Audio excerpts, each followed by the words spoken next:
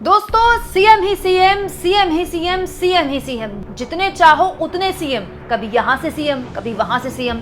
मैं तो सोचकर हैरान हूँ, हरियाणा के अंदर इतने सारे सीएम कैंडिडेट जो बीजेपी के निकल कर आ रहे हैं, कहीं ऐसा ना हो कि वोटिंग के दिन आते आते सारे के सारे नेता कहें हम सीएम कैंडिडेट और कार्यकर्ता बचे ही ना।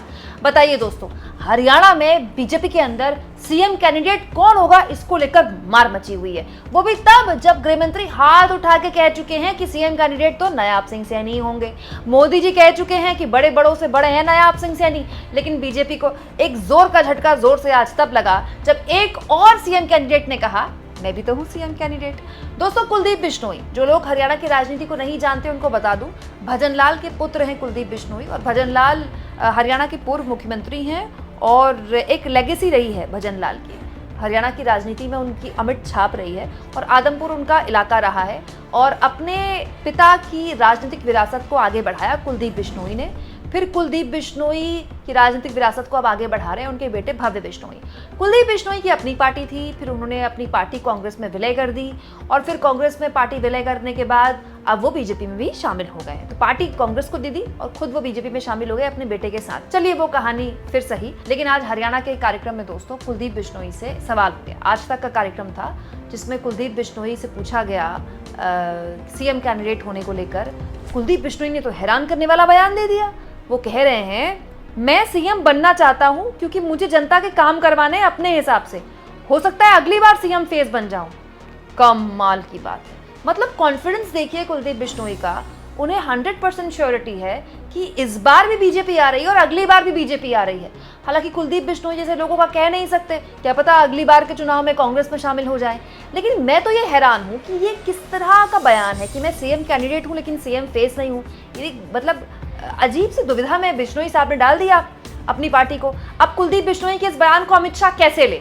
कुलदीप बिश्नोई कह रहे मैं सीएम कैंडिडेट तो हूं लेकिन सीएम फेस नहीं हूं। आगे उनसे सवाल पूछा गया कि आप तो अपने आप को सीएम कैंडिडेट कह रहे हैं, लेकिन आप ही के पार्टी के चाणक्य श्री अमित शाह ने नायाब सिंह सैनी का हाथ उठाकर कह दिया ये सीएम कैंडिडेट। मोदी जी आए थे कुरुक्षेत्र में, याद है ना आपको? उन्होंने कहा था नायाब सिंह सैनी के लिए ये बड़े बड़ों से बड़े हैं। क्या सौम्य व्यक्तित्व है नायाब सिंह सैनी का। इतने कम वक्त में हरियाणा के लोगों के दिलों में सैनी साहब ने ऐसी जगह बना ली। तो कुलदीप बिश्नोई से जब ये सवाल पूछा गया कि आपकी पार्टी ने तो नायाब सिंह सैनी को आगे कर दिया है और आप ही की पार्टी में दो और सीएम कैंडिडेट हैं, अनिल विज अंबाला कैंट से विधायक हैं, ये तो अपनी पार्टी को सीना ठोक कर दावा करते हैं कि एक बार मुझको तो सीएम बनाओ, मैं हरियाणा की तकदीर और तस्वीर बदल दूंगा। वो अलग बात है कि अंबाला कैंट के लोग कह रहे हैं कि जरा अंबाला कैंट की तो हालत बदल दीजिए, वहां पानी भरा हुआ है बारिश का। इसके अलावा राव इंद्रजीत सिंह अहिरवाल बेल्ट के बड़े नेता, ये भी कांग्रेसी थे, अभी 2014 के बाद से भाजपाई हुए हैं। ये तो हर दिन यही कहते रहते हैं कि सब बन गए सीएम, मैं कब सीएम बनूंगा, मुझे भी सीएम बनाओ। जब इस तरह का सवाल कुलदीप बिश्नोई से पूछा गया कि आपकी पार्टी ने तो नायाब सिंह सैनी को आगे कर दिया है, राव इंद्रजीत सिंह भी बयान दे रहे हैं, अनिल विज भी बयान दे रहे हैं, अब आप भी कह रहे हैं आपको सीएम कैंडिडेट बनना है, तो इसके जवाब में कुलदीप बिश्नोई ने कहा अनिल विज और राव इंद्रजीत के बयान भी मैंने देखे हैं, मुझे लगता है कि इन्हें भी पार्टी लाइन पर चलना चाहिए, पूर्ण रूप से नायाब सिंह सैनी का सपोर्ट करता हूँ। वाह दोस्तों, नेता हो तो ऐसा हो, मैं तो कहती हूँ दिल हो तो ऐसा हो।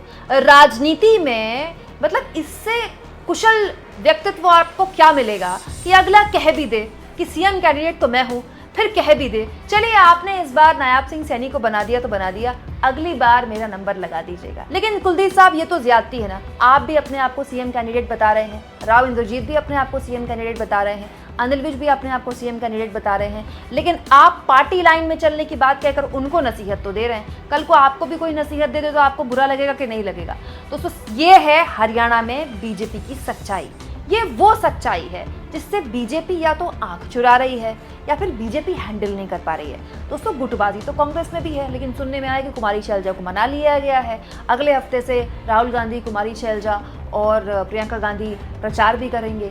लेकिन ये किस तरह की गुटबाजी है बीजेपी में, आप सोचिए कि प्रधानमंत्री ने जिस नाम पर मोहर लगा दी उस नाम को तथा बताते हुए हर कोई अपने आप को सीएम कैंडिडेट बता रहा है। और ये तो अपने आप में एक नई परिभाषा है जो कुलदीप बिश्नोई ने दे दी है। आने वाले लोग इसका अनुसरण भी कर सकते हैं दूसरे राज्यों के चुनाव में कि मैं सीएम कैंडिडेट तो हूं लेकिन सीएम फेस नहीं हूं, इस बार नहीं तो अगली बार बनूंगा। वैसे कुलदीप साहब से मैं पूछना चाहती हूँ कि वो सीएम बन के ऐसे कौन से काम करना चाहते हैं जो उनके सीएम पिछले 10 साल में नहीं कर पाए, उनकी पार्टी के सीएम। दोस्तों, कुलदीप बिश्नोई का हाल के दिनों में मैंने आपको एक वीडियो भी दिखाया था जिसमें मैंने आपको बताया था कि कुलदीप बिश्नोई का ज़बरदस्त तरीके से विरोध हुआ था।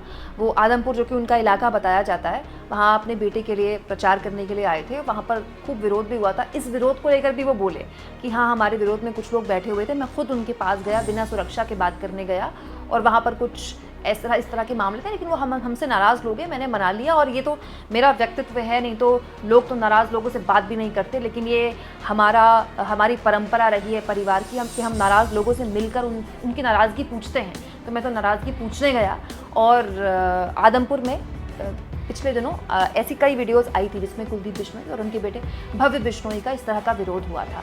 खैर, विरोध तो सभी का हो रहा है। बीजेपी का कौन सा नेता, आपको तो पता ही है, हर दिन खबरें आती हैं, बीजेपी के किसी उम्मीदवार को गांव के लोग भगा देते हैं। अनिल विज जैसे 6 बार के विधायक को तक भागना पड़ गया, इतना विरोध उनको हो गया। अंबाला कैंट में विरोध का सामना करना पड़ गया। विरोध तो इतना है दोस्तों कि पूर्व मुख्यमंत्री मनोहर लाल खट्टर की सभा में एक भाजपाई ने दूसरे भाजपाई पर हवा में कुर्सी फेंक दी। फिर कुलदीप बिश्नोई को अगर विरोध का सामना करना पड़ रहा है तो फिर गेहूं के साथ तो घुन पिसता ही है। लेकिन ये अपने आप में बड़ा दिलचस्प है दोस्तों कि बीजेपी, जो कि अपनी अनुशासन के लिए जानी जाती थी, मतलब मोदी जी के आगे किसी की कैसे बोलने की हिम्मत हो सकती है। बीजेपी दूसरों की गुटबाजी को लेकर परेशान है, जरा अपने घर में जो आग लगी है उसको तो शांत करें। ऐसा कोई दिन तो जाए अब जब हरियाणा में बीजेपी का कोई नेता ना कहे कि मुझे सीएम बनना है। दोस्तों, कुलदीप बिश्नोई कोई आज के राजनेता तो है नहीं, राजनीतिक परिवार से आते हैं, सब जानते हैं कि किस तरह की बयानबाजी का क्या मतलब होता है। उन्होंने अपने आप को सीएम कैंडिडेट बताया, वो जानते थे कि हेडलाइन बनेगी, आला कमान तक बात जाएगी, तो अपनी दिल की बात रखने का यही मौका है। हर कोई कह रहा है कि उसको सीएम कैंडिडेट बनना है, तो हम भी बता देते हैं कि हम सीएम बन सकते हैं। अब आप बनाएं ना बनाएं, ये आपकी मर्जी। दोस्तों, कुलदीप बिश्नोई हो, राव इंद्रजीत सिंह हो, या फिर अंबाला कैंट से अनिल विज हो, या नायाब सिंह सैनी हो, इन सब के साथ एक दिक्कत है और इस दिक्कत के लिए खुद मोदी और अमित शाह जिम्मेदार हैं। दोस्तों, पिछले 10 सालों में वैसे तो मोदी और अमित शाह ने देश में ऐसे बहुत से फैसले लिए जिसको लेकर उनकी आलोचना हुई, लेकिन जो सबसे ज़्यादा नुकसान जिस फैसले ने लिया वो था राज्यों में चेहरों को समाप्त कर देना। मध्य प्रदेश में शिवराज सिंह चौहान की राजनीति खत्म कर दी, राजस्थान में वसुंधरा राजे की राजनीति खत्म कर दी। वो अलग बात है कि आजकल वो काफ़ी खुश नज़र आ रही हैं, पता नहीं उनका कॉन्फिडेंस क्या कहलाता है। हरियाणा में 10 साल सरकार चलाई, आज तक एक नेता नहीं खड़ा कर पाई। बीजेपी एक चेहरा नहीं दे पाई हरियाणा के लिए, हरियाणा के लोगों को, कि वो कहे कि ये हरियाणा का अखिल हरियाणा नेता है जो पूरे हरियाणा में वोट मांग सकता है। जिसने 9.5 साल सरकार चलाई वो कितनी रैलियां कर रहे हैं, कितने प्रचार कर रहे हैं, उस प्रचार में कितनी भीड़ उमड़ रही है, आप सब जानते हैं। और ये सब कुछ उस जिद से हुआ कि हर जगह सरकार केंद्रीय नेतृत्व के हिसाब से चलेगी। दोस्तों, गुटबाजी का आलम यह है कि मैं आपको गुट गिनाती हूँ। सबसे पहला गुट है मनोहर लाल खट्टर का गुट, और उनके साथ आरएसएस भी बताई जाती है। दूसरा गुट है अमित शाह का गुट, तीसरा गुट मोदी जी का भी गुट है, और चौथा गुट ऐसे कई नेताओं का जो लगातार खुलेआम बयानबाजी कर रहे हैं, गुटबाजी कर रहे हैं। दोस्तों, मैं आपको एक क्विज देती हूँ, जरा मुझे एक बात बताइए कि क्या आप राजस्थान के मुख्यमंत्री का नाम जानते हैं? क्या आप गुजरात के मुख्यमंत्री का नाम जानते हैं? दोस्तों, ये बीजेपी की राजनीति की हार है कि इस देश में अगर आप एनोनिमस जो राजनीति कवर करते हैं उनसे भी अगर आप पूछें, या फिर जो राजनीतिक खबरों को देखते हैं उनसे भी पूछें कि गुजरात का सीएम कौन है, तो बता नहीं पाएंगे, क्योंकि जब तक सीएम का नाम याद होता है तब तक वो सीएम बदल दिया जाता है। दोस्तों, राज्यों का पूरा जो पावर सेंटर है वो केंद्रीय नेतृत्व के हाथ में रहे, इसके बड़े फायदे होते हैं। केंद्रीय नेतृत्व मजबूत होता है, लेकिन इसके एक नुकसान होते हैं। राज्य में आपके पास एक भी नेता नहीं होता है, और ये हालत होती है जो आज हरियाणा में बीजेपी की हो रही है। हर नेता अपने आप को सीएम कैंडिडेट बना रहा है, लेकिन इनमें से एक नेता भी बीजेपी को चुनाव जिता सकता है क्या अपने नाम पर? कमेंट बॉक्स में जरूर लिखिएगा दोस्तों, और जितना हो सके चैनल को शेयर करें, सब्सक्राइब करें, और थैंक्स फॉर ज्वाइन। ये 2 ऑप्शन है जिसके जरिए आर्थिक तौर पर भी आप चैनल के हाथ मजबूत कर सकते हैं।